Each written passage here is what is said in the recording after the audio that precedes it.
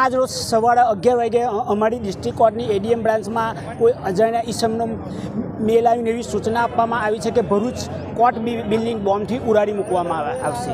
તે સૂચના ડિસ્ટ્રિક્ટ જજ સાહેબ દ્વારા અમને મળતા અમોએ અને અમારી ટીમે સર્વેએ ભેગા મળીને આખી કોર્ટ બિલ્ડિંગ ખાલી કરાવી દીધી છે અને બધા પક્ષકારોને પણ સૂચના આપી દેવામાં આવી છે કે જ્યાં સુધી આગામી કોઈપણ પ્રકારની સૂચના ન મળે ત્યાં સુધી કોઈપણ વ્યક્તિએ કે અથવા મારા વકીલ મિત્રોએ કોર્ટ બિલ્ડિંગમાં પ્રવેશ કરવો નહીં। અને અમોએ દરેક કોર્ટને એવી જાણ પણ કરી દીધી છે કે જે વકીલ સાહેબનું ને પક્ષકારનું કામ જે પરિસ્થિતિમાં કે જે સ્થિતિમાં હોય એ સ્ટેજ રાખવા માટે અમોએ વિનંતી બધાને કરી દીધી છે। હાલમાં કોર્ટમાં શું ચાલી રહ્યું છે? હાલમાં કોર્ટમાં ડીએસપી સાહેબ જાતે આવેલા છે એવી અમને સૂચના મળી છે ને એસઓજીની ટીમ દ્વારા સમગ્ર કોર્ટ બિલ્ડિંગમાં બોમ્બની શોધખોળ ચાલી રહી છે। ડિટેક્ટિવ ટીમ કામે લાગી